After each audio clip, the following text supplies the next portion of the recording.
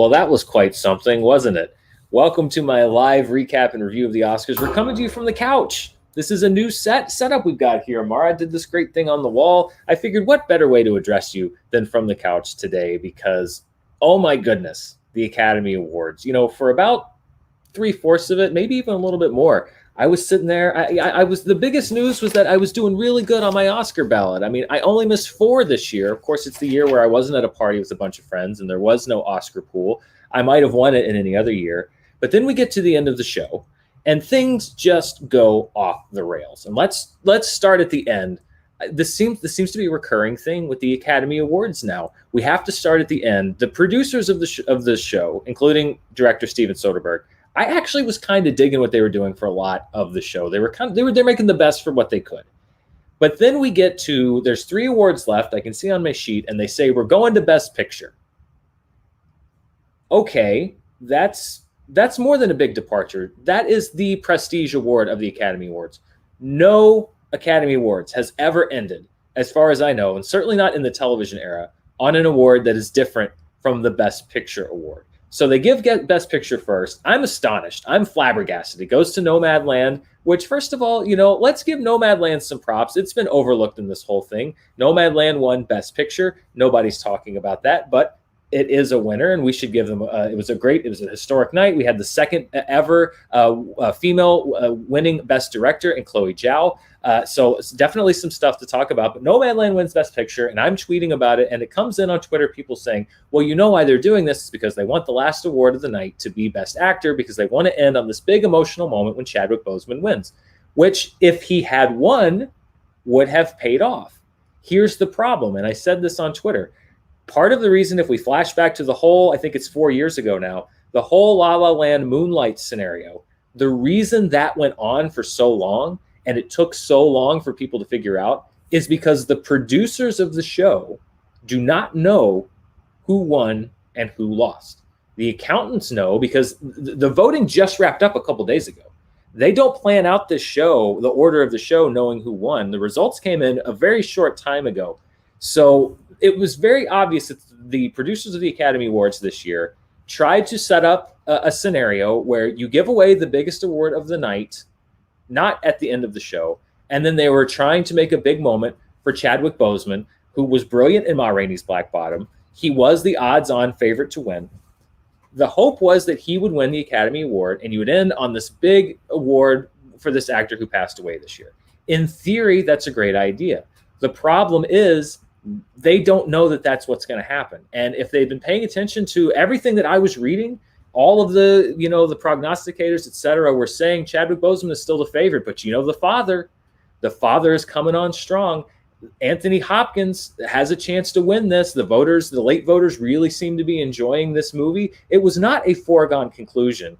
And so they gambled the whole fortune of the show on this, and they lost. Because not only did Chadwick Boseman not win, Anthony Hopkins won, and he was not even there to collect the award. Now, let me get a few things out of the way, first of all. I've seen some anger on social media that Anthony Hopkins wasn't there. Anthony Hopkins is in his 80s.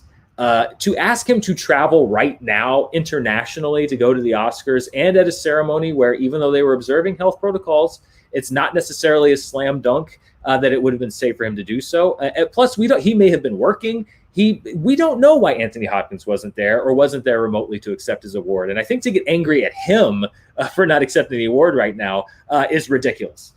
Secondly, I do want to say Chadwick Boseman was brilliant in Ma Rainey's Black Bottom. And if he had won this Academy Award, he deserved to win the Academy Award. He was a phenomenally talented actor. But I would also like to say, for those of you that have not seen The Father, and probably not a whole lot of people have seen The Father, if you haven't seen it, Anthony Hopkins, in a career full of brilliant performances, he was brilliant in The Father. It may be his best performance. He was phenomenal in that movie. And so the idea that this was an undeserving award for him, again, I don't think that that's fair to Anthony Hopkins. I think if you're going to be angry at somebody, if we're going to be pointing fingers or asking questions, you have to ask the questions of the Oscar producers, because they took the show, and if I were Chloe Zhao and everybody that worked on Nomadland, I would be very upset now here too, because people should be talking about Nomadland and their win for Best Picture. They are not. They are only talking about this Best Actor race because it was manufactured for an emotional payoff that did not happen. That's not to say that people wouldn't have been upset anyway had Chadwick Boseman not won, but it was basically set up for Chadwick Boseman to win. That didn't happen, and then the show just ended. This was a huge mistake on the part of the producers, and it didn't just start at reshuffling the order. It really started with the in memoriam segment for the Academy Awards, which seemed like it was done at double speed. I understand there's always a criticism that you leave people out of the in memoriam segment. That happens every year, but they jammed everybody in there, and then they ran them like name, and then they would slow down for some names, and then they would speed up for other names. You could just make it longer. You could just make it a longer segment. I mean, we spent 10 minutes playing Name That Tune. It was a great bit, but I think that we should at least commit to giving as much time to the in memoriam segment as debut with Glenn Close. By the way, one of the highlights of the night. It literally was all downhill from there. So there were some really questionable producing choices on the part of the producers this year. But this is the show. It is going to go down as the show where they inexplicably decided to gamble on the last award of the night for an outcome that did not go off as planned. Once you know that Anthony Hopkins is not going to be there, and you know that he is quite possibly going to win that award, I do not understand why they would not restructure the show to end with Best Picture, because you just have, as a producer and as a storyteller, and that was the big thing they were talking about, was that this year's Oscars are a story. As a storyteller, you have to try to make yourself immune to an anticlimax. And that's exactly what this show was this year. It was an anticlimax. People are angry about Chadwick Boseman. People are angry about Anthony Hopkins. People are angry about a lot of things, but there's also a lot of stuff to be happy about. So we're going to talk about the Academy Awards. I'm going to go over some of the moments of the night, some of the things that I was happy about, some of the surprises. You can also join in on the conversation, because we're live, because we have so many people in the chat, etc.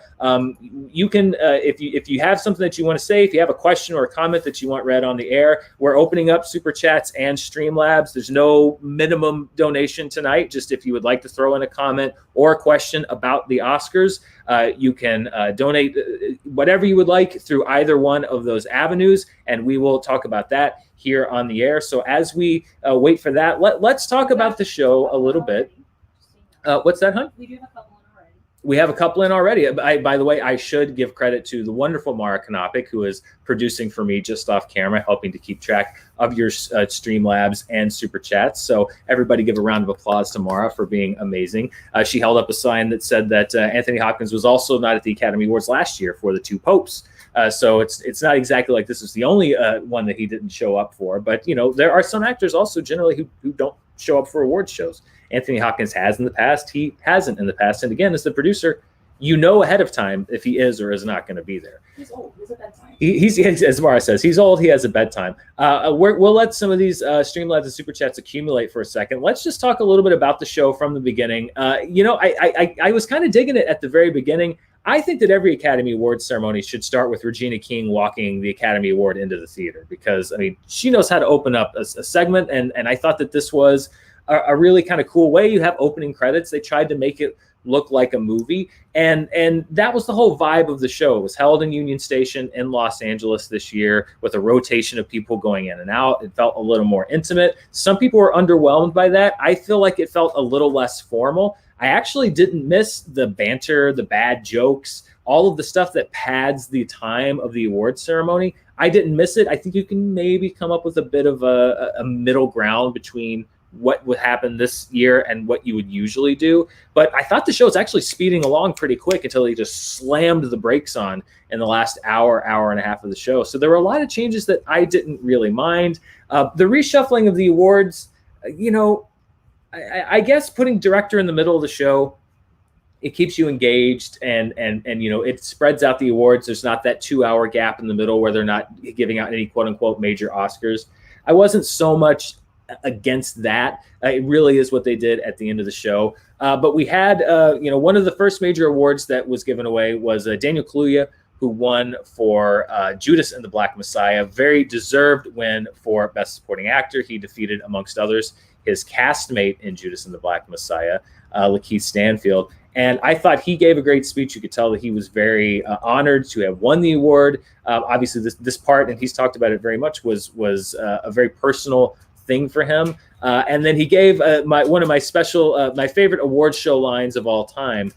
He said, "My mom and my dad, they had sex. It's amazing." I love that. That's a great Oscar speech. If that doesn't make the best, that goes up there with Sally Fields. You like me. You really, really like me.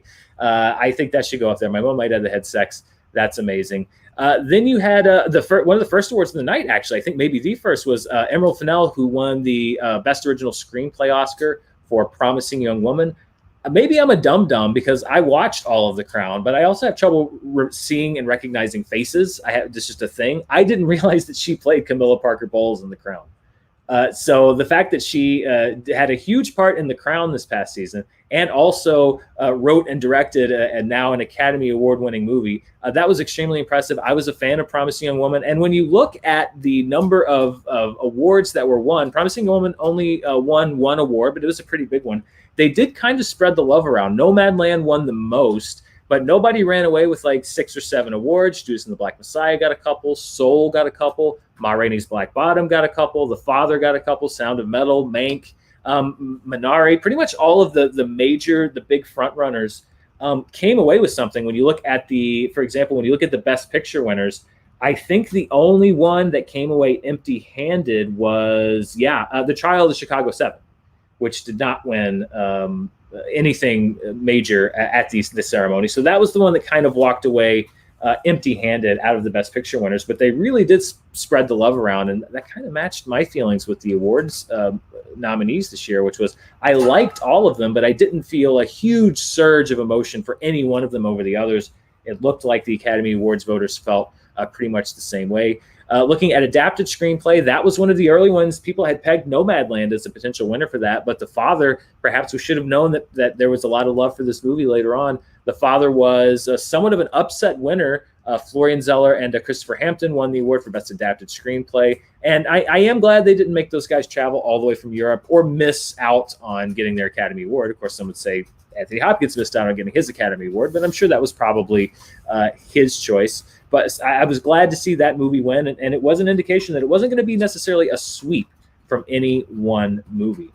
So let's look at some of what you guys have been sending in, and thank you so much for everybody that sent something in. Renee Jimene, I'm sorry if I butchered that, says, the Academy should leave speculation to stonk dealers on Reddit. Thanks for this stream, Mara and Dan. Yeah, this did feel like reckless speculation that led to a crash, at least a crash as far as the award show viewers. This was a gamble that did not pay off.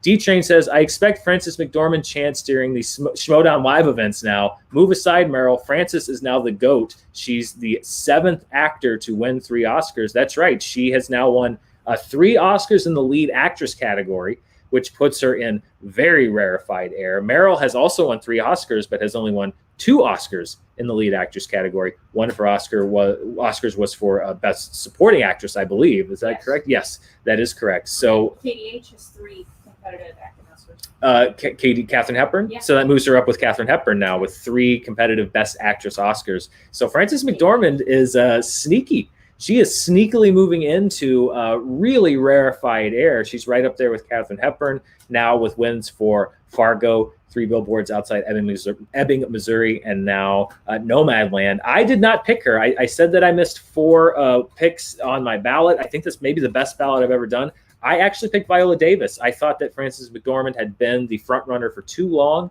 and that Viola Davis was going to be the one that pulled out the win. So I missed that. I missed that call.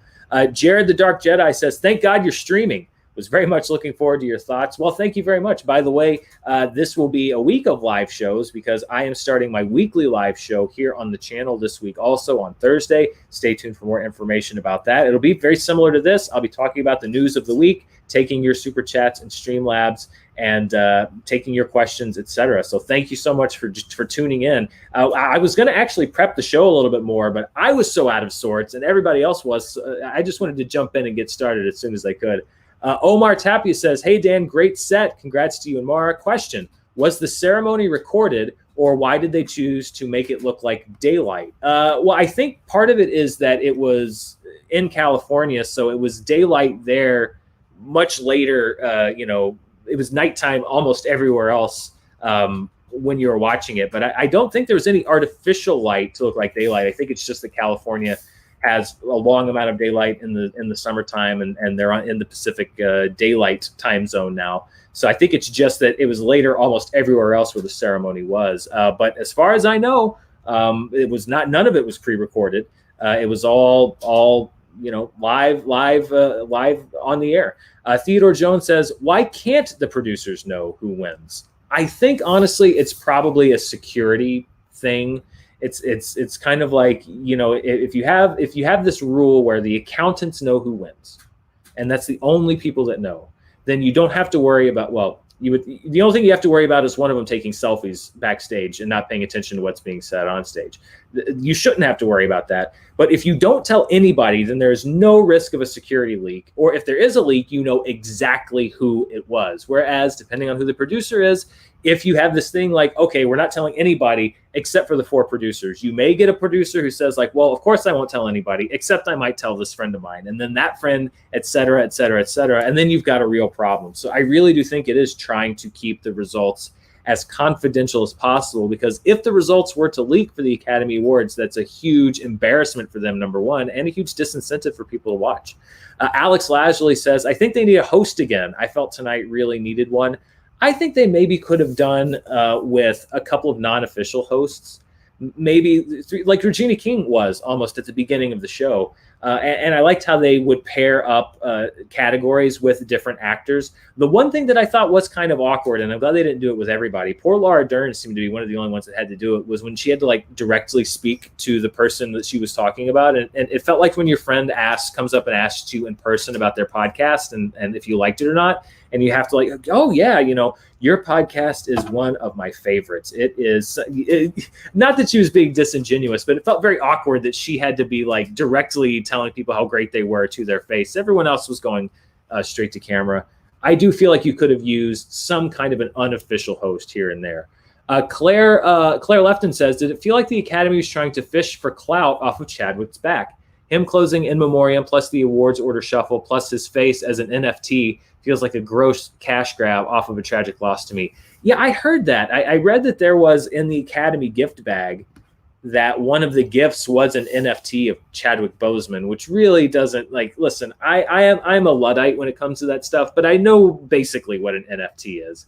And that seems like a weird thing to be giving away as a freebie. And then, like you said, the last vision, or the last, I should say, image in the in memoriam segment. I get that he was an iconic actor. He was special to so many people. He was taken young. I understand putting him last, but then when you make that gamble to put Best Actor last, especially because it doesn't pay off, it did feel like they were trying to bank their show off of the sentiment around him.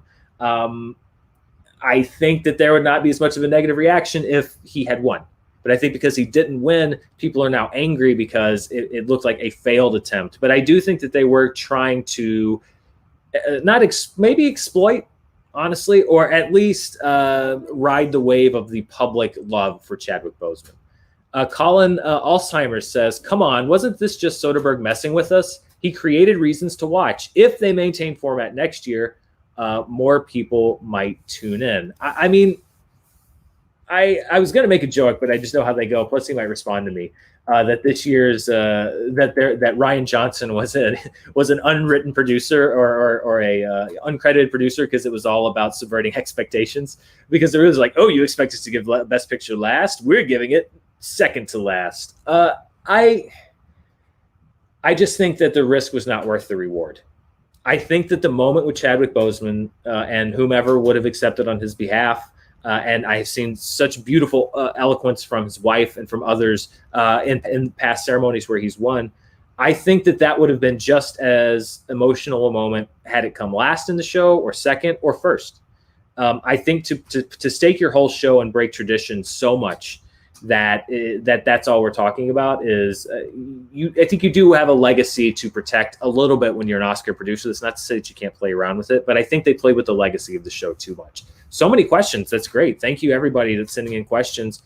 Sam O says, where would this rank in worst Oscars ceremony? I don't know. I think there are definitely Oscar ceremonies that I've liked less. I think that obviously the La La Land Moonlight ceremony ended much messier even than this one. And there have been ones where I was very unhappy about the winners, such as when Crash won Best Picture or when Shakespeare in Love won Best Picture. But I think when you look at Oscar ceremonies, this was the one that to me was the biggest unforced error.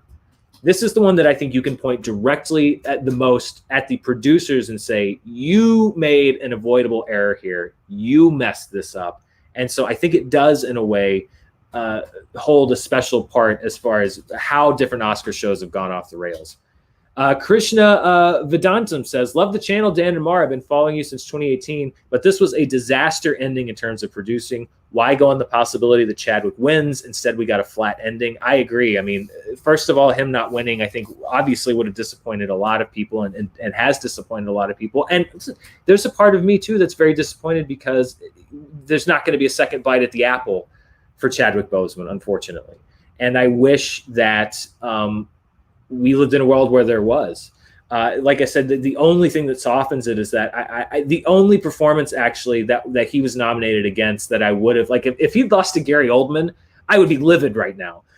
It really is a recognition, in my opinion and in my eyes, even though I loved what Steven Yeun and Riz Ahmed did in Sound of Metal, the only performance on that list that I was conflicted about with Chadwick Boseman was Anthony Hopkins' performance, because I did think it was so brilliant. But I mean, the Academy made a bad situation worse.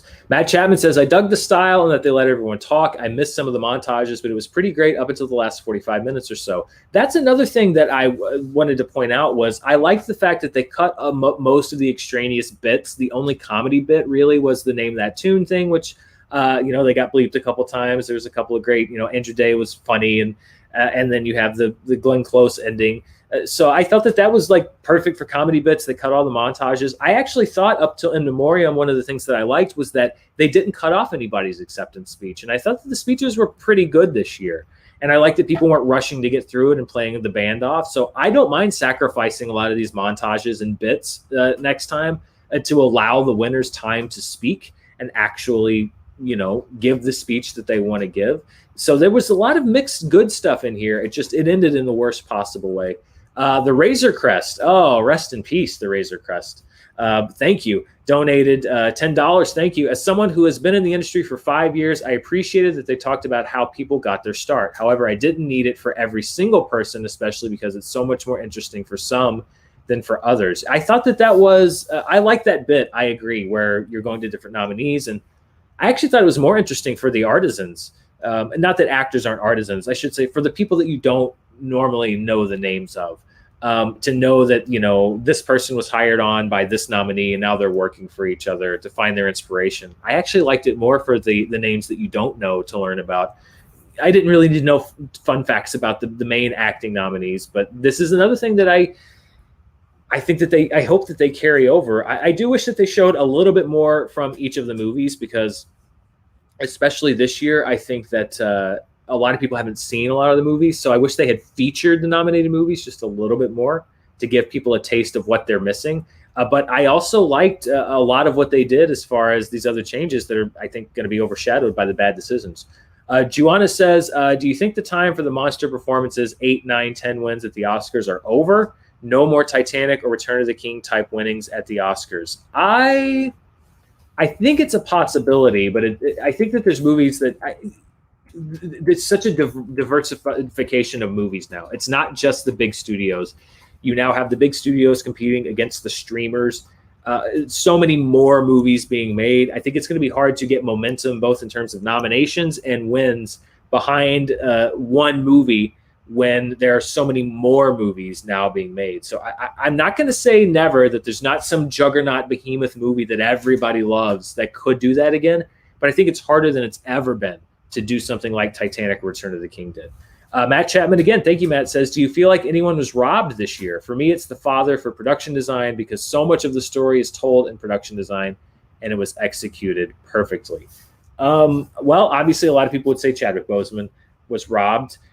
I don't know if there was anybody that I would say was absolutely robbed. I loved Wolfwalkers, but I also loved Soul. Again, Soul is the only other movie on that list, if Wolfwalkers didn't win, that I was cool with winning. I love the cinematography in No Man Land. I picked that one, but Mank actually won. I love that cinematography as well. It's really hard for me to look at robberies. Now, there's some things like the short subjects that I haven't seen all of. A documentary I have not seen all of. The international films I have not seen all of. So perhaps there was one there. I know a lot of people were big fans of The White Tiger, which was nominated but did not win. But no huge robberies for me right off the bat. Babyweight Music says, "Hi Dan, congrats on winning the belt back. Thank you. Since Soderbergh produced the Oscars and gave it an Ocean's 11 type vibe throughout, is there a director you would like to see produce the Oscars, and what IP would you like to see them pull inspiration from?"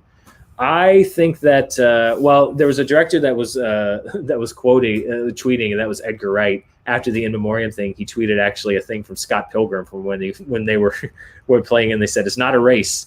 I think that an Edgar Wright, kind of a comedically driven, I think I kicked the camera there. Sorry, kind of a comedically driven Academy Awards in his style would be pretty fun. Anything to kind of keep it kinetic, self-effacing, self-aware. I think that's what the Academy needs. We don't need the old stodgy Academy. I don't. Billy Crystal was great for his time. I don't need to return to that kind of producing. I think some kind of self-awareness. I would love to see the Academy, for example, acknowledge that they messed up this year on next year's show. I don't think you can be too self-important, which unfortunately in Hollywood, a lot of times that's asking too much. Stephen Golden says, "My question is, why didn't they play clips for most of the categories? It's a visual medium." I agree with you, Stephen. As I said, I think at least for some of these categories, the acting performances, for example, I think instead of giving the fun facts for the acting performances, I think they should have shown clips of these performances because, number one, it shows you what you're voting for and what others voted for. Number two, it might get people to watch these movies. About a Dirk says, "No Oscar watching for me in Melbourne since I'm at work. Just wanted to thank you for your efforts and everything over the past decade. Love your face. Stay safe. Stay awesome." You know, it's funny when you say past decade, I was like, no. But actually, when I think about it, I started at Screen Junkies in late 2012. So I'm coming up on 9 years doing stuff in this space. So crazily enough, yeah, thank you. Did anyone else catch this? Because Sacha Baron Cohen and Isla Fisher were in, apparently, Australia, but then we were watching, they were in Australia, but they were in front of a green screen, it looked like, but there was wind blowing Isla Fisher's hair. I thought it was all a big prank. I thought he was going to like fall through the back of the Academy stage or something, like they were going to reveal that he was actually there, but they never did. I wondered if there was like a payoff they were going to do had he won there, because it was very odd. Tian Carson says, "Were you bothered by the lack of clips?" I thought it was kind of awkward. As I said, yes, I was very, very, very bothered by that. Harv says, "Such odd choices made throughout the broadcast, apart from the major awards reshuffling, lack of clips or graphics for most awards, no time limit on speeches that dragged on, but hurrying through In Memoriam like they knew this would get low ratings." Yeah, the pacing for me, as I mentioned, I didn't necessarily mind that they didn't cut the speeches off, but then we get to In Memoriam. I found this very disrespectful, what they did with In Memoriam. The way they would just speed through people and give them like 1 second.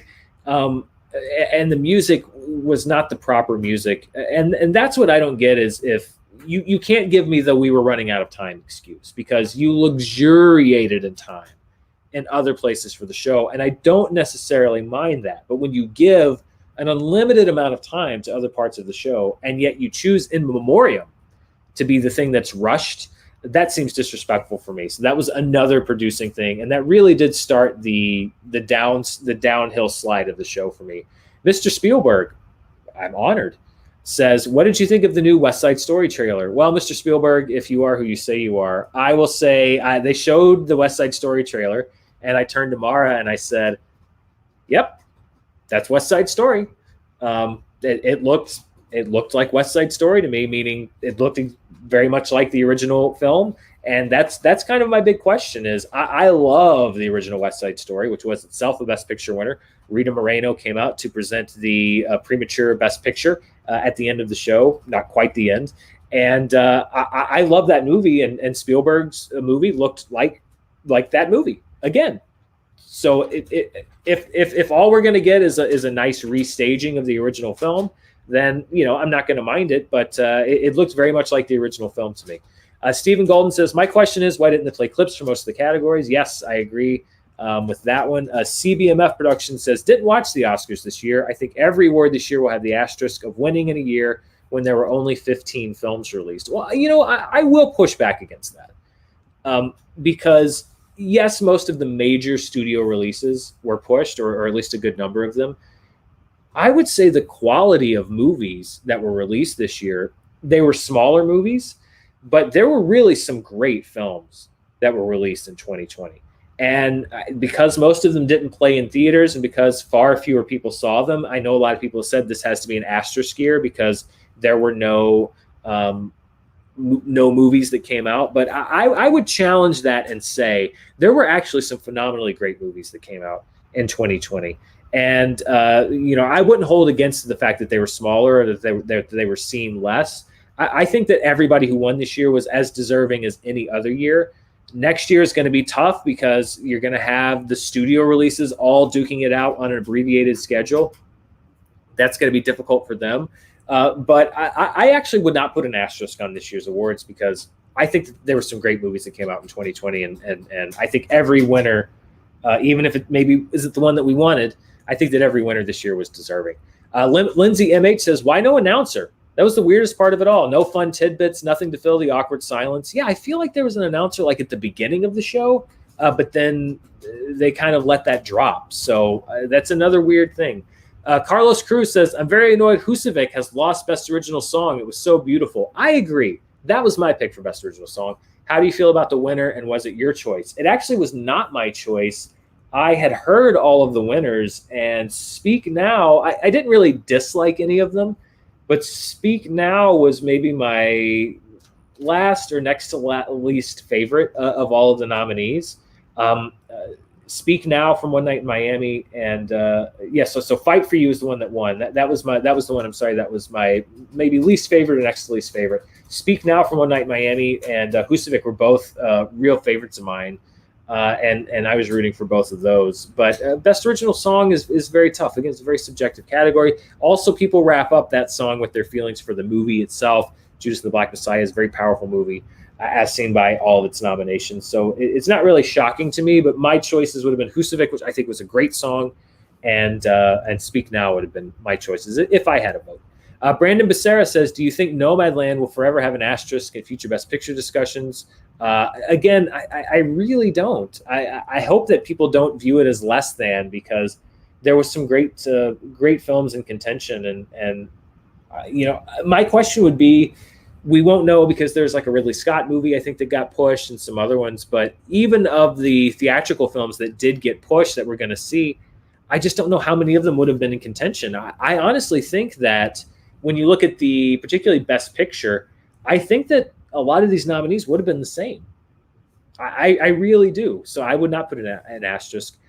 Krishna Vedantam says, I do feel like the actual winners were deserving, but I think most of the frustration, like you say, comes from production. Again, love the channel. Thank you. I agree that the producers really didn't do any favors here. Tian Carson said, did the lack of clips bother you? Yes, it did. It did make the show awkward. Jacob Primetime says, I know I'm in the minority on this, but I found Nomadland incredibly boring. It's probably too soon, but do you think this will rank in the lower tier of recent Best Picture winners, The Artist, or in the upper tier, Parasite, I Love Everything You Do?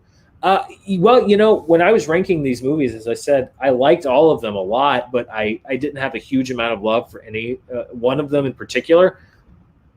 Somebody asked me in an AMA on Patreon today if I were to sub out 3 of my other favorite films for 3 that got nominated. Looking at the movies, I think Nomadland might be one of the ones that I swapped out just because I liked it.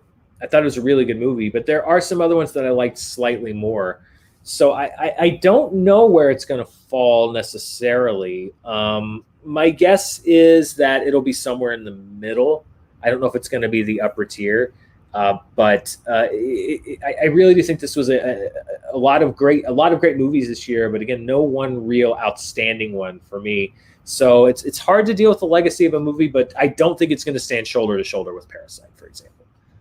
Constance Lewis said, did you see if Lee Fierro made the in memoriam? You know what? I didn't, and it's only because those names were passing so damn quick. I didn't get to see almost any name that was going. I was, it's like they were trying to go to the tempo of the music, and the music kept changing. It just didn't work. It was, as an editor, it really bothered me, and as a movie fan. Evelyn Jorquera Quiros, and I apologize if I mangled that. I find it disrespectful to Chadwick and his family that they were just trying to milk his popularity and death with the change and just for the ratings. Yeah, I mean, I have to be honest that it does feel a little cynical, especially because it didn't happen. Chris Sears says, just a donation to say thank you. Thank you, Chris. Christian Womble says, is it possible the Oscars were aware that everyone pretty much knew Nomadland was going to win and that the performance ones were more compelling? Maybe, but that happens more often than not with the Academy Awards. People know what's going to happen, and they gambled that the awards for acting were going to be more compelling.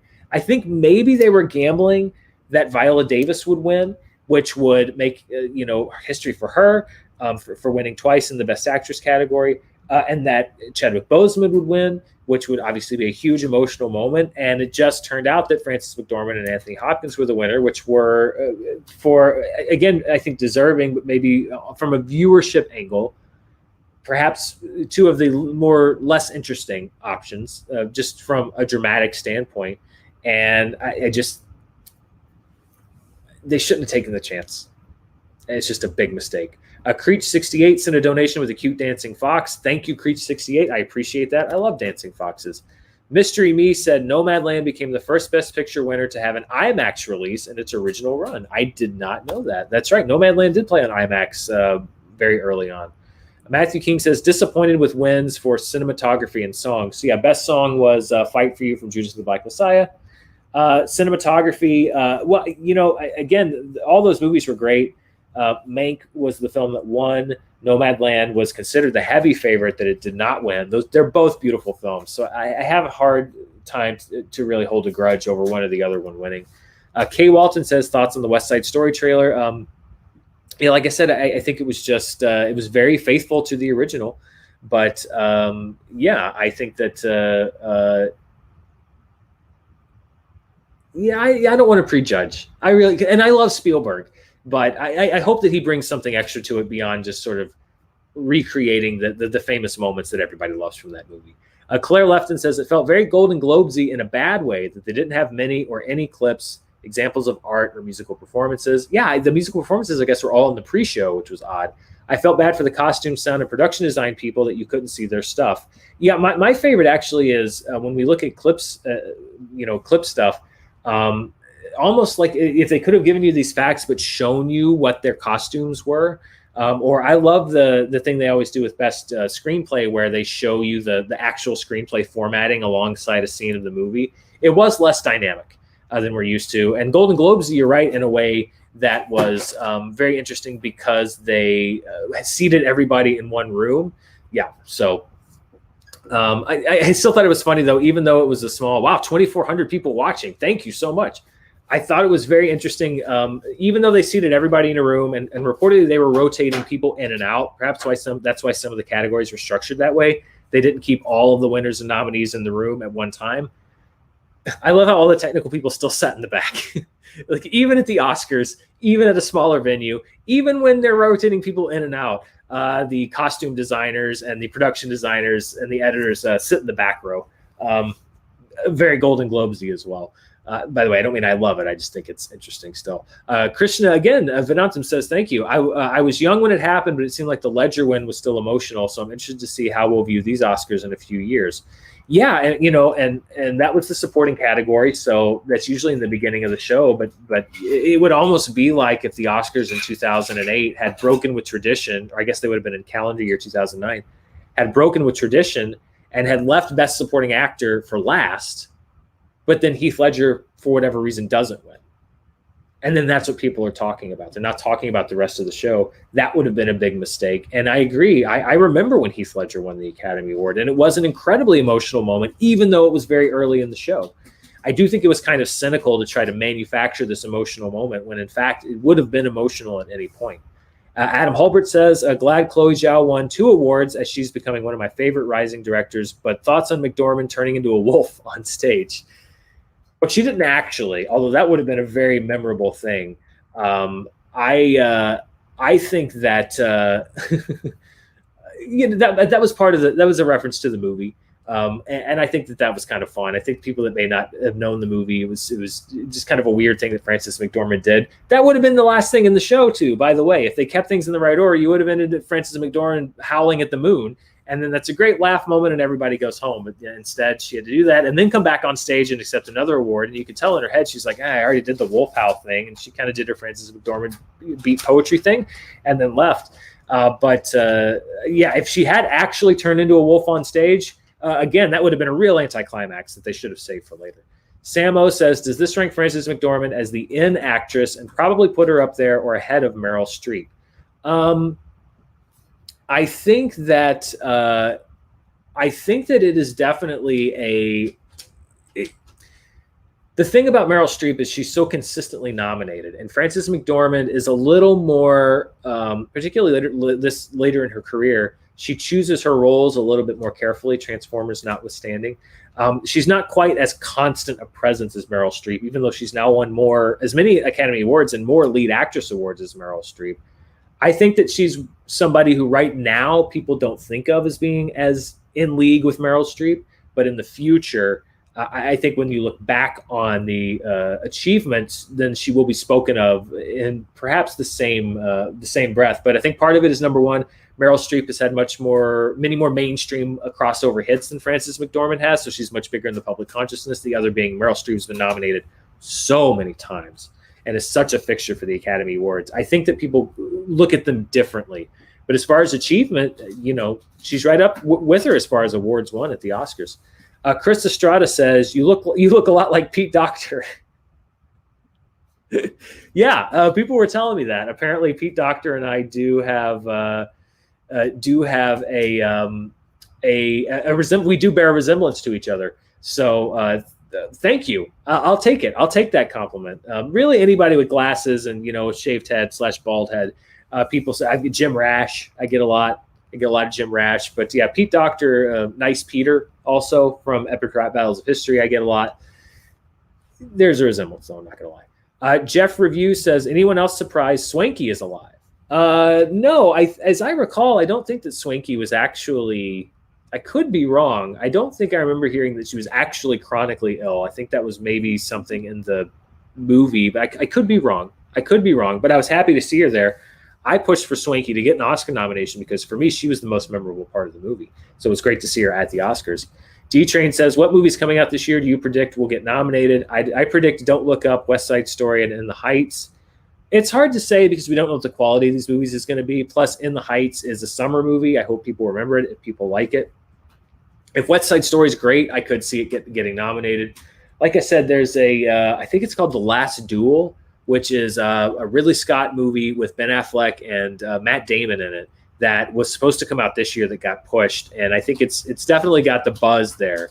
So I think if it's a really good movie, that's a movie you could see in a big way on the Oscars next year. James Tennessee says, do you think the Academy is still anti-Netflix as opposed to other streamers? Would explain the Best Actor upset. I don't know, because here's the thing about the Academy, and I know a lot of people, when they saw Anthony Hopkins win, were saying like, oh, here's the Academy, here they go again. I mean, this is the same Academy that yes, it's the same Academy that gave Green Book Best Picture, but it's also the same Academy that awarded Parasite Best Picture last year. I mean, this was not the old Academy that was voting here. This is an increasingly younger, an increasingly more diverse Academy that voted. So I don't necessarily, and again, I think it's a bit dismissive to Anthony Hopkins's thing to say that, oh, well, he only won because people don't like Netflix, or he only won because he's an older white guy. I think that, art is very subjective, but I also think that these were two fantastic performances. And I think they were really neck and neck with each other in actuality. As far as being anti-Netflix and that explaining the upset, I mean, Nomadland is a Hulu movie. I know it came out in some theaters, but it is largely a streaming movie. Sound of Metal won several awards. Plus, you look at Ma Rainey's Black Bottom, it won some technical awards. That's a Netflix film. I don't necessarily buy into the anti-Netflix bias so much now. Now, if we want to go back to a few years ago with Roma, when Roma was one of the only movies that was only on Netflix, then maybe. But I think it's becoming much more normalized. So I don't really think an anti-Netflix thing was behind the thing with Anthony Hopkins personally. John Lestrina says Fast 9 is sweeping everything next year, June 25th. It's time to come back together. Listen. Vin Diesel says that about every Fast and the Furious movie. Maybe it'll come true someday. James Hennessy says, do you think that in West Side Story, Spielberg will wait an hour to... this is good. Do you think that in West Side Story, Spielberg will wait an hour to show the sharks? Jaws joke. That'd be something. I like that. Karen Stepko says, just wanted to throw some support your way, Dan and Mara. You two are making my Oscar night. Thank you, Karen. I appreciate that. Love Cinema says, Nomadland is just the 6th Best Picture winner since 2000 to not also win a writing award. That was surprising to me. You don't often see that disconnect where a movie that wins Best Picture doesn't win Best Writing. I think it just speaks again to the Academy spreading the love around, and the fact that a lot of these movies were relatively close in the eyes of a lot of voters. Danny R says, how do you think Nomadland will be seen as time goes on? Hard to be the one to follow up Parasite, but all time is Nomadland upper, middle, lower tier in your opinion? Again, like I said, it's very hard to know what the legacy of a movie is, but I think probably middle tier would be my guess. But you never know. Every Best Picture winner just about has an advocate that's going to put it in the upper tier. My guess is it would be right around the middle tier.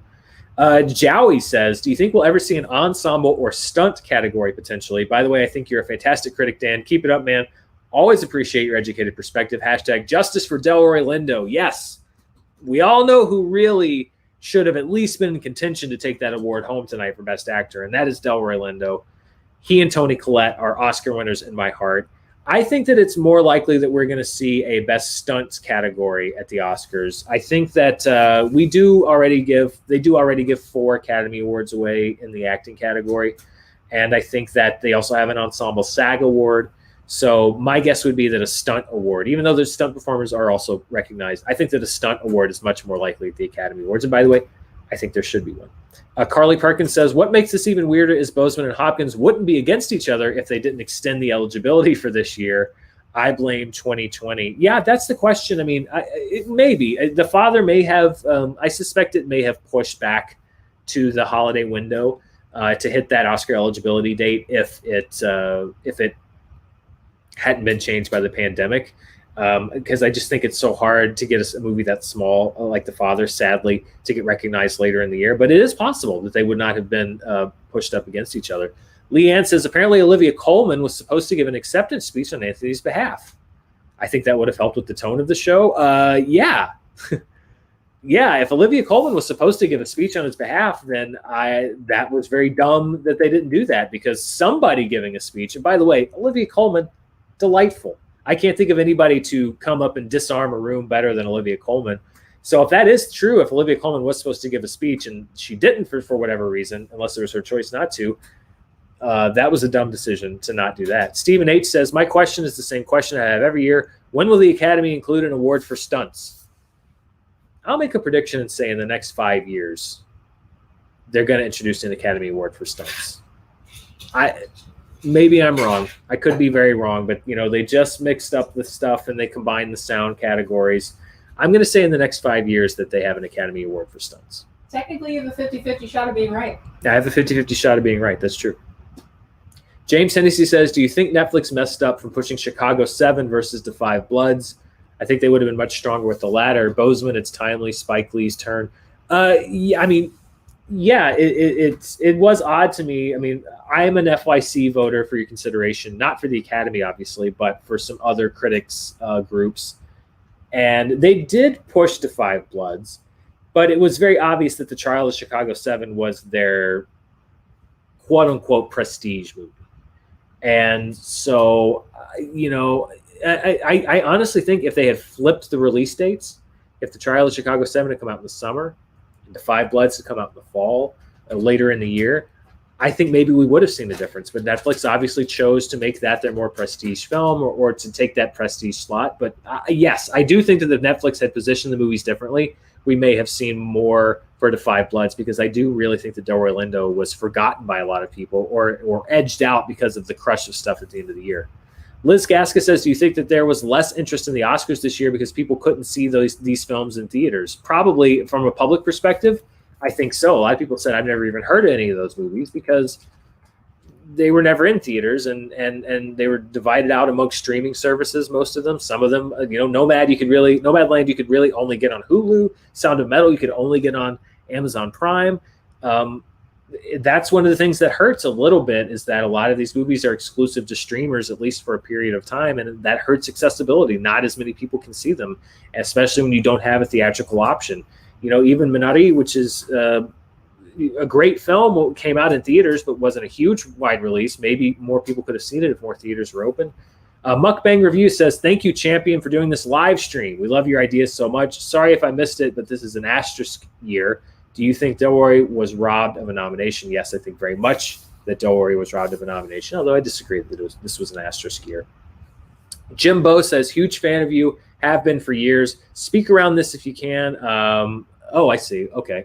I'm going to save this one for the end of the show, but I will address this question. James Hennessy says, when the Joe Coen's Macbeth comes out with Denzel Washington and Frances McDormand, is it going to be a huge contender in award season? It may be. It very well may be, although a lot of times if you anoint something the contender ahead of time, then maybe it doesn't always make it, but it certainly has all the makings of it. Haley Shaw says two things. First, you have to talk about Yoon Ye-jung's speech, and I was pretty mad that Emma didn't get many noms and was completely shut out. Yeah, Emma, I think, was a movie that could have won in a different year. Yoon Ye-jung's speech. First of all, I kind of love it when we have people come in, and I think that Bong Joon-ho, when you have somebody that lives outside of the Hollywood system, and is, obviously the Academy Awards are a big thing, but can just go to the shows very loose and have fun. I felt like we got a lot of that with Bong Joon-ho last year and with Yoon Ye-jung this year, because I love that she just came up and just started bantering with Brad Pitt and just hey, where were you? I would come hang out. Flirting. Yeah, she was flirting with Brad Pitt. That's great. You could tell she was very honored and touched to have won that award, but also she was also just having a good time. And I love that. You a lot of times with actors who are entrenched in the Hollywood system, they get up there and they have a laundry list of people. I have to thank my agent. I have to thank my manager. I have to thank that. I have to thank the producers. I like it when you have somebody that comes in from outside of the system like Yoon Ye-jung, and can just go up and have a very heartfelt acceptance speech. Obviously, this award meant the world to her, but also, just kind of throw some quips at Brad Pitt and say, what's up? I thought that was a great speech. I actually very much like Dana Kaluuya's speech, as I mentioned. First of all, I never thought in my lifetime that I would see the image of Tyler Perry holding an Oscar. I don't know he won the Humanitarian Award, which, by the way, that is a very prestigious award to win. But I was not prepared for Tyler Perry on stage with an Academy Award. But I actually quite enjoyed his speech.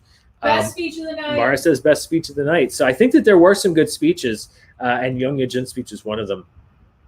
Jay Forker says, you're amazing. Charting with Dan is my favorite YouTube show. Please thank my wife, Nicole, for watching this live with me. What would you do if you were able to produce the Oscars? Nicole, thank you so much for being patient and watching the show with Jay. I know I'm probably one of those weird guys on YouTube that people bring their significant others over to watch. So thank you very much for spending part of your late now Sunday night with me, at least here. You're a saint, Nicole. Thank you so much. And then what would I do if I was able to produce the Oscars? Well, I would not mess with the order of the awards, first and foremost. I think I would actually take some cues from this one. I would try to give people enough time, not 10 minutes, but enough time to actually make their speech. I would cut some of the fluff. I don't think that we need to celebrate dogs in movies with a 5-year montage with a 5-minute montage. I love dogs and I love dogs in movies, but I don't know if we need to do a different version of that montage every year. I should have picked something different. Hats in movies. I don't know if we need to celebrate hats in movies. That's something that's near and dear to me. I don't think we need to celebrate hats in movies with a montage. So I would cut some of the fluff. I would give some more people the room to say thanks and finish their speeches. I would actually strangely do a lot of what they did this year. I thought that it did, really keep the show running, but sadly they really messed it up at the end there. Vamsi Varma says, hey, Dan, love your channel. How many of the categories did you predict right? I think I got 24. So I missed 4. I think there were how many? So how many I got? 1, 2, 3, 4, 5, 6, 7, 8, 9, 10, 11, 12, 13, 14, 15, 16, 17. So I got 19 right, and I got 4 wrong. I missed Best Original Song, Best Documentary Short Subject, Best Actress, and Best Cinematography, which I almost picked Mank. And then at the last second, I switched to Nomadland. But I ran, I think, like 9 or 10 straight before I got one wrong. So I was very happy. I was very happy with my predicting this year. Flippy Hunt says, love your channel, mate. So glad you're continuing your content. I'm a bit disgusted at the immediate backlash toward Anthony Hopkins, one of the finest actors of all time and deservedly one. Yeah, I mean, that's why I think that, the producers really have to consider something that is you really put Anthony Hopkins in a bad position there, because it's like setting somebody up for this thing that everybody wants to happen, and then it doesn't happen. And a lot of that vitriol is aimed at Anthony Hopkins. And by the way, I hate to say it, but The Father is such a small movie. I'm not saying everybody, and I'm not saying that you can't be upset that Chadwick Boseman didn't win. Of course you can be upset that Chadwick Boseman didn't win. But I do think that a lot of people that are piling on to Anthony Hopkins may not have even seen his performance in the film, because The Father came out very late this year. It's a very small movie. It's not available on Netflix here in the United States. I don't know its availability internationally, but I really do think that if you are very upset at Anthony Hopkins not winning this award, and you haven't seen The Father, I really would encourage you to see that film, because he is just a heartbreaking performance. And like I said, it may be his best performance. So I also feel bad that people dogpiled Anthony Hopkins specifically. I think you can dogpile the producers for how they structured things, but I don't think it's fair to really drag Anthony Hopkins on this, because he did amazing work. Claire Fox says, what was your favorite part of this very strange ceremony? P.S. I'm a big fan. Thanks for all your great videos. My favorite part, like I said, I thought some of the speeches were pretty good. And I actually just kind of liked how it flowed pretty well for me. For a while, it flowed really well. I think that it was moving pretty quickly. I actually like that you mixed up some of the awards.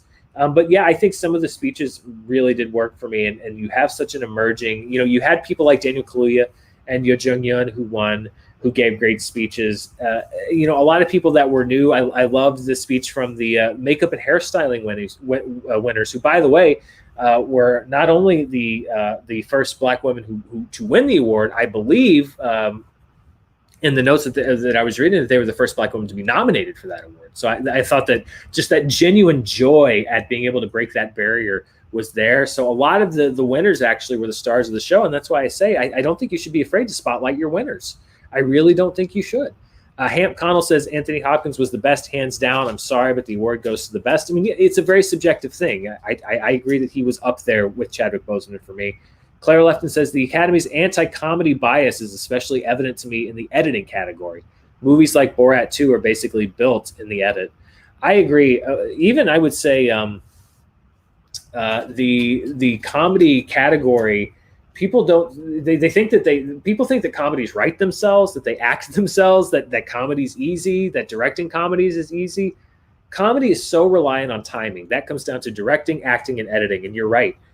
They very rarely are nominated in those categories, and that seems to be one of the consistent things, is that comedy, you have movies that break through every once in a while, but often comedy is not recognized at the Academy Awards. And yeah, Borat, especially when you have something like a Borat, which is so much not planned, that's made in the edit. You don't even have a script. You have limited camera work. To be able to make what you can out of that is extremely impressive, and I agree. When you look at the nominees, you had The Father, Nomadland, Promising Young Woman, Sound of Metal, Tribe. They're all great movies, but comedy's hard too, and I'm with you on that. Mukbang Review says I might have missed it, but talk about the worst nominated films that you've seen in 2020. There were some awful films. I love you and Mara. I haven't seen every movie that was nominated. I will say that Hillbilly Elegy was not my favorite movie of the year. That was an old school Oscar movie. Glenn Close is a great actress, but if she's going to win an Oscar, I'm glad it wasn't necessarily for that movie. I also felt that Andrew Day was great in The United States versus Billie Holiday, but I wasn't crazy about that film. It wasn't an awful movie, but I did feel it was a little narratively scattershot and kind of fell into a rut in some of its storytelling. But she was the standout, and that may have helped her, that she was a standout in an otherwise somewhat mediocre movie, because it just, I think, underscored how strong her performance was in that film. But other than that, there weren't really any movies that I would look at that I've seen and I would say were awful. But there were some that I was not a fan of. Maku Staples says, I think my other super chat got lost. I apologize. Just want to say thanks for doing what you do. I genuinely feel that you're the Siskel and Ebert of YouTube film criticism. Well, if you know me, you know that that's a huge, that's pretty much the highest praise that you can give me. So thank you. Lindsay MH says, I'd argue Anthony Hopkins got the late in the game bump. His movie came out last. People saw it most recently as they got their ballots. That's what I was reading. I forget. I read a lot of the, award stuff. And that's what I was reading a story that had been written as the ballots were closed, and they had talked to a bunch of Academy members. It wasn't that secret ballot thing where they, every year the trades come out with somebody who's got the biggest hot takes in the business saying, like, I think that Mank was an abomination. Even though I'm not a huge fan of Mank, it was good. I didn't love it. It was literally people that had polled Academy members, and they were saying, like, we're seeing a late turn to The Father because a lot of the people that I talked to that were turning their ballots in late were breaking heavy for Anthony Hopkins. We're breaking heavy in the screenplay category for The Father. And screenplay, they even said specifically, was because Chloe Zhao, they had voted for Nomadland. They had voted for Chloe Zhao in the directing category, and they had wanted to spread the love. And they said, so I voted for The Father because I didn't want to give her all of the Academy Awards nominations. So, sorry, I just kicked the camera again. So I think that that is definitely something that may have happened, is that The Father was a late comer into that race. Omar Tapia says, do you think there was a conservative bias to not nominate Never, Rarely, Sometimes, Always because of the abortion theme? I think that it deserved some recognition. I don't know about that. I honestly think it had more to do with the fact that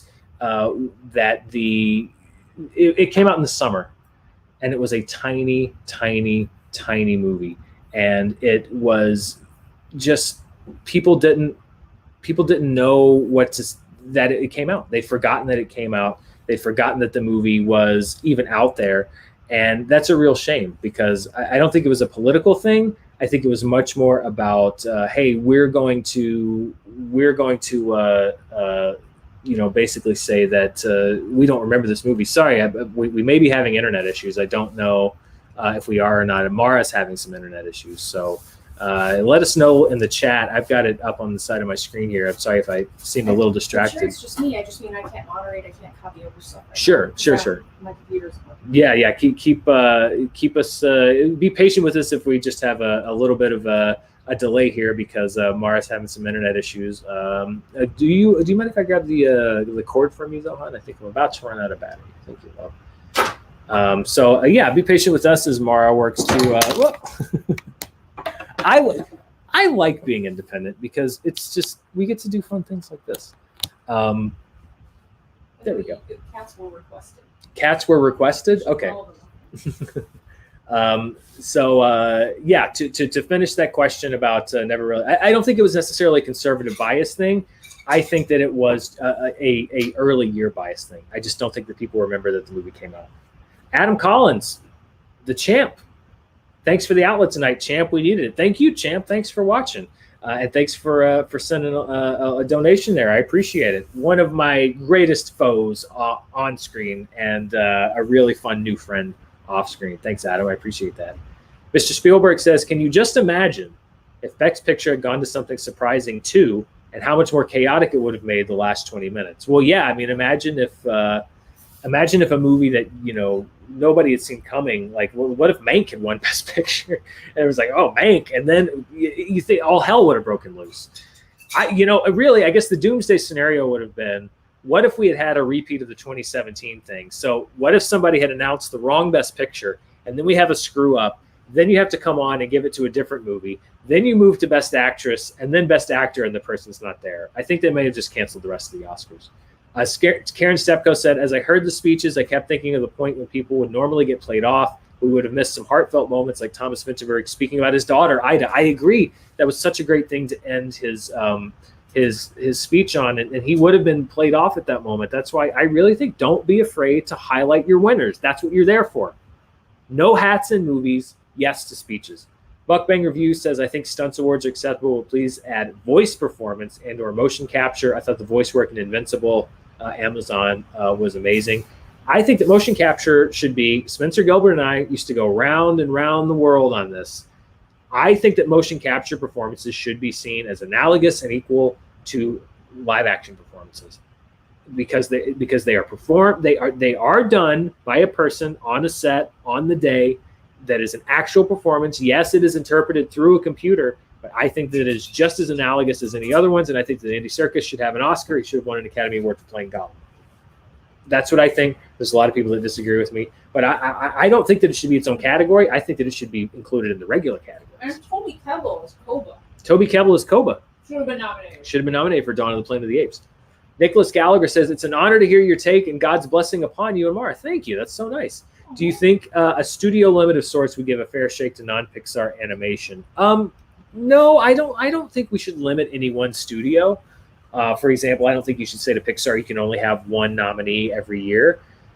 I do think that there should just be a little more education and try not to make it so that people just vote for the Pixar movie automatically, because I think Wolfwalker and Wolfwalkers may well have come close. We'll never know, but I think it should have been just as likely that Wolfwalkers won, and I think that people took it as a preconceived or a predetermined conclusion that Soul was going to win. Turn my phone upside down. Someone says that it's irritating when your phone lights up. Oh my goodness, I'm so sorry. I didn't realize you could see my phone. D-Train says, trivia time. Name the other 6 actors to receive 3 or more acting Oscars,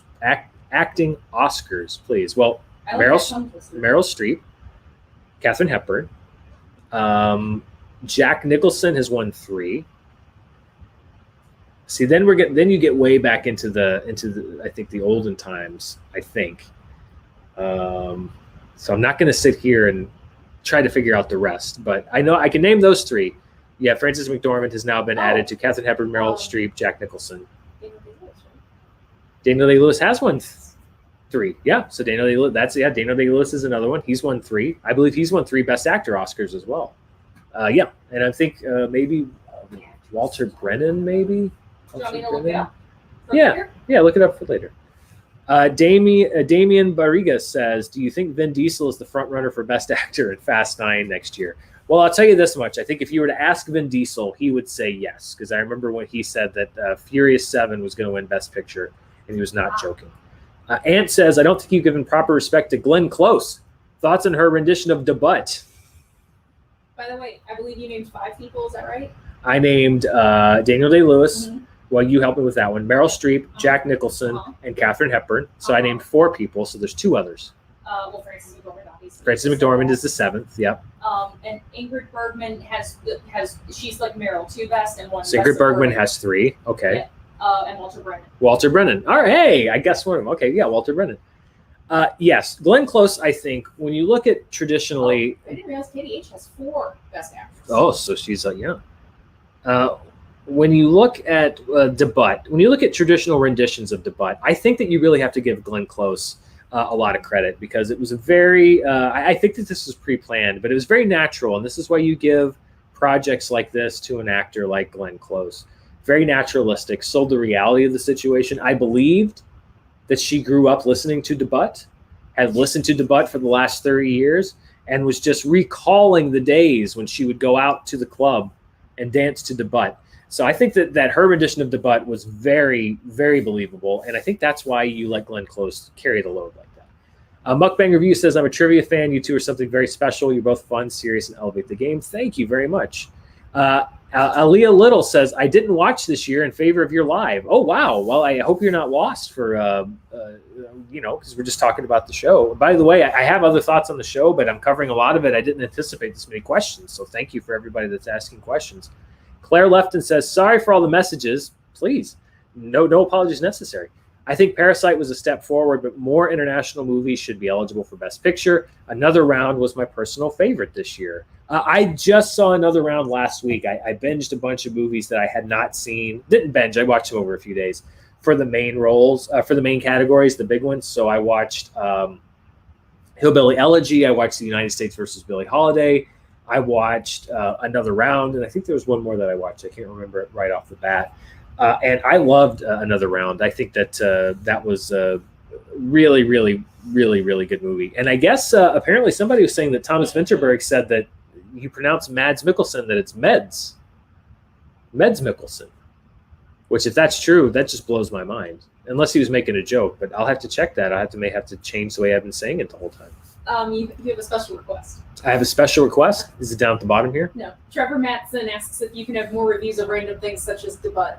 Trevor Matson wants me to review more random things such as debut.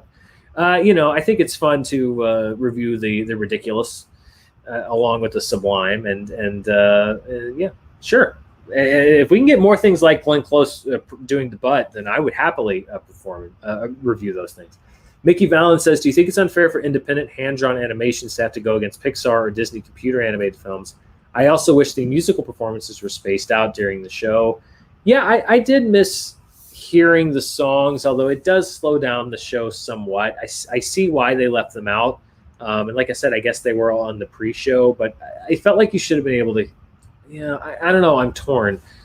So I did miss hearing a lot of them. As far as the hand-drawn animations, I mean, sadly, I don't think that you can I don't think that you should divide animation by the size of the studio. But I just think that they should be viewed as equal. And I don't think that a movie like Wolfwalkers was ever viewed as an equal to Soul. And it should have been. It's a beautiful film. Absolutely beautiful film that I would have been delighted if it had won the award. I just don't think that it was ever considered on the same footing. Donald Bell. So to answer your question, I don't think it's necessarily a problem with the category. I think you need to work on public perception there. Donald Bellevue says, hi, Dan, love the channel. I miss watching you and Lon do the Meowdown to Cats. I wanted to ask, what was Mara's pick for Best Picture of last year? Well, like, as in this award season or like last award season? So for this year. This award season, yeah. Promising Young Woman. Promising Young Woman. Yeah. Although, would you, if you had to choose between voting for Promising Young Woman or Invisible Man, which one would you vote for? That's not fair. Okay. Promising Young Woman would be Mara's pick. That actually might be mine. If I had a vote, I might have voted for Promising Young Woman or Minari or The Father. Those are probably, or The Sound of Metal. Those are my four that I like the most. Sam O says, with Nomadland winning, you think Disney owning Searchlight Pictures has paid off? Searchlight has won 5 Best Pictures in the last 15 years. Yeah, I mean, that's why I hope that they allow Searchlight to kind of do their own thing and remain independent, because you don't want them to fall under the same kind of corporate umbrella and get homogenized, because Searchlight has really been making some great projects. Bill Fall Gravity says, love your channel and everything you and Mara do. Will you be releasing your high school video when you hit 100K? Yes, Bill. And for those that don't remember, I think I did this way at the beginning of the channel's life last year. But I talked about this, and I didn't think we'd be approaching it, because we're at 92. We're approaching 93K, which is incredible. Woo! But I found a video from my high school days, going through my stuff at my mom's house, and it is my first movie reviews that I did in high school. I don't know what's on the tape. I don't remember necessarily what I'm reviewing. I know that it's going to be hideously embarrassing, but the deal that I made, and I'm glad you asked me, Bill, because I will honor that deal. The deal that I made is that when I hit 100,000 subscribers, I will get that video digitized, and I will do a video right here on the channel, not behind the paywall, not for Patreon, for everyone to see. Maybe we'll bring in some other folks to watch with us.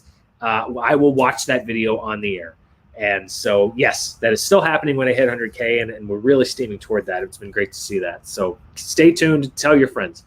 D-Train says, also great to see Tenet win Best Visual Effects. Always great to see a Nolan film win an award. Hopefully a Best Directing Oscar is on the horizon. I agree. I think that even movies of Chris Nolan's that I have not particularly been a huge fan of overall, you cannot deny that he is a phenomenal director. I taken a lot of flack over the years, but I was not the biggest fan overall of Dunkirk, but I thought that he very much deserved to be nominated for Best Director for that film. And Tenet was not my favorite movie of 2020, but I think that Christopher Nolan is bound to win an Academy Award for Best Director at some point, because he's just too good, and he's gonna find that right combination of source material. Inception, for example, was phenomenally well done, but I think that was considered too much of a blockbuster for the Academy to give him Best Director. He's gonna find that movie, and I think he's gonna win. Nicholas Gallagher says, thank you for the insight on my question. I can see where your perspective makes sense. Before I head to work, may I ask, how can I pray for you both? Oh, thank you, Nicholas. That's so nice. I think that the thing that's important for us really is health for ourselves, health for our family. And anybody that offers to take us into their prayers, I that's just a very touching thing. So, that's just so incredibly nice for you to offer. And that's certainly all the wishes that we always have for ourselves and for our loved ones and friends and family, is just a continued health and life, because, things ebb and flow, money ebbs and flows, success ebbs and flows, but life and quality of life is just something that is so dear and precious. So, that's always appreciated, and thank you so much for that. This says new. Love your commentary, champ. Whoever else is talking needs to come wave hi. That's Mara. You guys have been sending so many comments. She's been busy moderating, but she did the scene in there. You can't see her. Literally, you can't see her. But she's there. I promise. It's not like a soul situation where she's not allowed to talk. That's kind of a funny thing. It was kind of an awkward moment, but also a funny thing. Benji Carr says, what did you think of Spielberg's trailer for West Side Story? The commercials for Rolex showed the original clips more. Spielberg's looks dull. Yeah, I didn't see the Rolex commercials, but yeah, like I said, I love Spielberg. It just seemed very samey to the original, but I'm going to withhold judgment until we see more of the movie. Damian Barriga says, is there a personal favorite blockbuster movie of yours from this past year or even recent years that you genuinely believe deserved a nomination? This past year, there were so few. Other than The Invisible Man, a studio movie that I'm like, that didn't get one, that I was like, oh, that should have gotten one. I've said it before, and people think that I'm kind of lying when I say this, or that I honestly believe that Avengers Endgame deserved a Best Picture nomination. I would have nominated it for Best Picture just because I think that it was an incredible achievement to pay off that story in such a way. And everything else, I really think that film should have been recognized by the Academy. I understand why you can never win. I think it shouldn't recognize by the Academy as one of the best pictures of the year, because I think it was one of the best pictures of the year. And I think that, again, shows the bias that is often put towards for the Academy, that blockbuster filmmaking is somehow less than. I would have nominated it for Best Picture because I think it is, honestly. If I were to name what I think the best Marvel movie is, in my opinion, it's hard for me to pick Avengers Endgame just because the scale of it, the storytelling that was done, the multiple character arcs that had to be wrapped up. I think it was great. Dalton Burdett says, the good news is tonight confirms the awards aren't rigged, LOL. Yeah, I guess if people ever want to say that the Academy Awards are rigged, then you can say, nope, they definitely are not, because if they were ever going to rig a result, and by the way, I want to make it very clear, I'm not saying that Chadwick Boseman only could have won if it was rigged. I think if he would have won, it would have been a very deserved win. But if they were ever going to rig a result, it would have been to deliver that moment tonight at the end of the show. Vincent E.M. Thorne says, hey, Dan, longtime watcher, just curious, when we get back to reviewing Miyazaki movies, I would like to see your take on Princess Mononoke. I want to at some point. I really do. It's just, with everything that was going on last year, with the move, launching the channel, with Patreon, now with the podcast, we've got the live show coming up now. It's just about allocating the resources based on what I get back. And so I very much want to get back into the Studio Ghibli films and review those, Miyazaki, etc. I just I can't put a date on it, but I am going to do it at some point in the future because I loved doing it so much. You know what? I'm actually going to go, because we've been going for about an hour and a half. I'm going to Wait, go wait. and no, I'm not going to end. Oh. I'm just going to take the Streamlabs and the super chat information off just because Okay. I'm going to start wrapping up because I have a few more questions and I want to give a few more stray thoughts and we'll wrap up this look. I thought I was going to be going a lot more back and forth between what I thought of the show and what your questions were. So thank you for providing me so many questions to answer, and you can still send them in, but I just thought that I would kind of look at taking off the information, maybe slow it down as we wrap up. Nicholas Gallagher says, consider it done. Stay safe and farewell from now. Thank you, Nicholas, so much. Sandeep Srivastava says, no question, really enjoying your channel so far. Thank you. Thank you so much, Sandeep. Christian Womble says, I'm highly annoyed by some of the takes tonight. People are sincerely defending Hopkins winning to Green Book. I think even comparing Hopkins winning to Green Book. Yeah, I've seen some comparisons from even people that I know comparing the Hopkins win to Green Book, and I just think that is so. Yeah, people requested cats, so as I answer, Muffin, come here. Muffin, go to Daddy. Muffin. Go to Daddy. Look. Hey, Muffin. Muffin.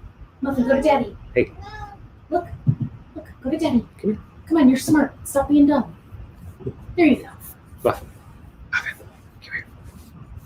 Muffin. Hey, no, don't go that way. Don't go on the keyboard. Oh dear. Oh dear. Here, go here. There you go. There you go. Oh my goodness. Did she take us off air? No, she didn't. No, you're lying. Okay, we're still live, but there's a cat tail in front of the camera. They wanted cats. You wanted They cats. got cats. You wanted cats. You've got cats. That is Muffin that you can see here next to me. This is Sir Pounce. This is Sir Pounce. Oh no, Muffin. Hey, Muffin, stop being a fatty. there you go. Muffin is Sir Pounce. Here, come here. Come to this side. There we go. I think we worked out a Here, system. hold on. I want to show them Muffin. Muffin's little trick. Oh, You did it. there you go. Good girl. Good girl. Yeah, I know. You're a little baby. Here. Sorry. We will feed the cats and then I'll resume my Anthony I'm Hopkins sorry. Green Book. I Oh, had to do she it. got my finger. That's okay. I don't have It's any like a more. treat. I don't have any Muffin. more. Go see Mom. Muffin, Go see come to Mom. Mommy. She's got treats. Muffin. Look. No, over Muffin, there. come to Look, Mommy. look. Look. Here. Okay, bye. Here. Hey. It's there. There you go. Um, I'm sorry. This is the good news is the chat. No, likes no, no. it. no, Muffin. no. Muffin. That's your last piece, There Muffin. we go. All right. Now you can talk about movies again. I also have seen Anthony Hopkins. I don't have any more. I'm sorry. I'm sorry. You can lick my hands. There you go. They're gonna lick my fingers. I have seen some comparisons to the Anthony Hopkins winning over the Green Book thing, and I just don't agree. I do agree that with Green Book it was a return to a more conventional thing with the Academy. Given the other nominees, it seemed like it was not in step with what was going on. But I think a lot of people that say this aren't giving Anthony Hopkins his credit for the job that he did. I really do think that it was a coin toss between those two. And I also think that it so much has to do with the directions that the decisions that the producers of the show made. So I've got a couple last questions. Before I do that, let me just go through my notes and see if I had any other last thoughts on the show in general. Thomas Vinterberg, I think, had a very touching speech.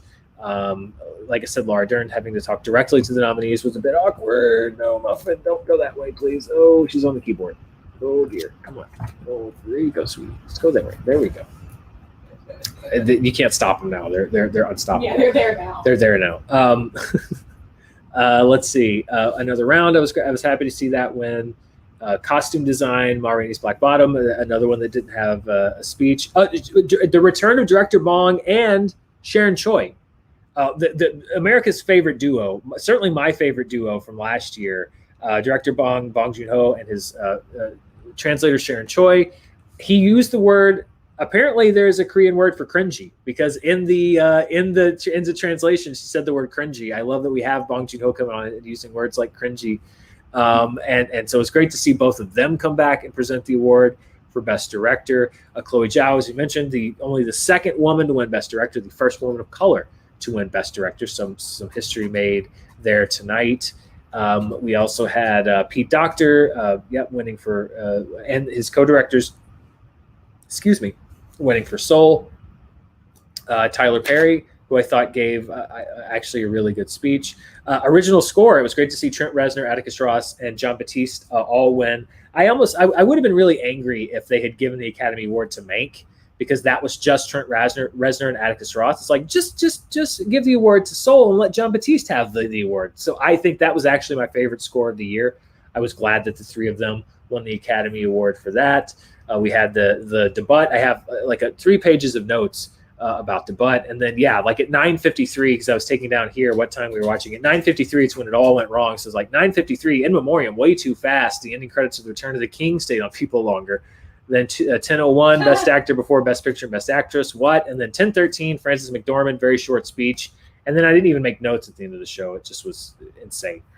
So it says, the cats were perfect. Love you. We love you too. We love the cats. We love all of you. Thank you, everybody. Who cares my name? Says Adam Driver has 3 films coming out: Annette, opening night at Cannes, and The Last Duel, and House of Gucci. I guess Annette played at the opening night of Cannes, and The Last Duel, and House of Gucci. Will he win 2 or all of the Oscars next year?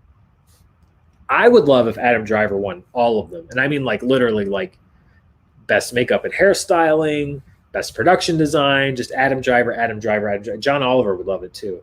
Yeah. Adam Driver is another one. I think put him on a short list. I think Nolan is due. I think Adam Driver, you're going to see. Super tall. No short list for him. He's on the tall list for winning an Academy Award. I think you're going to see him winning an Oscar in the very near future.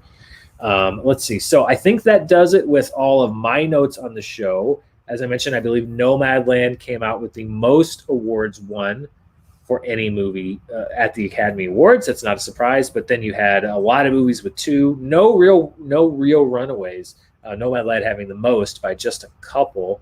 And so I guess I have the last question. It was a $20 donation sent in by Jim Bowe. So thank you for being patient with me, Jim. It's a huge fan of you. Have been for years. Speak around this if you can. And this isn't going to be a habit, but it was a very generous donation. I wish you and a certain person could hash things out. I always enjoyed your dynamic. I'm not fishing or trolling. I wish you continued success with your channel. And Jim, I thank you very much for that. Thank you for your donation, and thank you for sending in that question. And listen, I certainly understand that sentiment. I really do. It's just that there's a lot of complicated things that go on, and some things, people know about, some things people don't know about. It's certainly never a place that, anyone wants to be. And so I appreciate that. I appreciate your support with me here. I would never discourage you from supporting anyone else, anywhere else on the YouTube movie space. But really, this channel and what I've been doing has been very much about just kind of building my world here, starting up this new phase, and doing shows like this show tonight, and building this community, and talking Oscars like this. And it was also fun because, we had the freedom. Mara and I have never actually had the chance to sit down and just watch the Oscars together. And that's not a slam. It's just that, when we were at Screen Junkies, we always had the show to do. And so, oftentimes she could come, sometimes she couldn't come to watch the show. And we, would be there writing and then shooting and editing. And I was there usually till very late in the night. And it was just fun to sit and enjoy the night together, but then also come on and do this chat with all of you. And thank you for everybody that sent in questions. So, I know that people have been fans and have come on at all different points, and it's been a very interesting ride. But really, thank you for that question, and I appreciate your support here. And I'm just very happy with where I am now and the growth that we've had on this channel and building everything. And I look forward to doing even more of it. So thank you so much to everybody. That's going to wrap out our show for tonight, our recap of the Academy Awards. It went from 0 to 100. I really was for a while going to be like, what am I going to talk about on this episode? And then, they really came in and, I was going to say did not disappoint. They did not disappoint from a programming standpoint, but they certainly disappointed a lot of you. I'm sure this is going to be the talk of the town for quite some time, but this was a great Oscars recap. Hopefully we can make this an annual tradition. Thank you so much to everybody that watched, everybody that commented, people that sent in super chats and Streamlabs. It's so much fun spending these nights with you after these shows. And like I said, stay tuned this week. I will be debuting the live show. That will be a weekly thing. We may adjust the timing. We're going to see how many people can watch this week, etc. and see, if you may need to move a different time, but we're going to stay on the same time. I believe the time that we pegged was Thursday at 4 p.m. Pacific Daylight Time, 7 p.m. Eastern Daylight Time, I believe was the time that we set, because we're trying not to step on anyone's toes as far as other shows that premiere. We don't want to conflict with the Schmodown and all of this stuff. But so tune in to us on Thursday. We'll have our inaugural weekly live show where we'll be talking about news. We'll also be taking your questions. Thank you so much. Have a good night. Happy Oscars. We'll see you next time. Stay safe out there.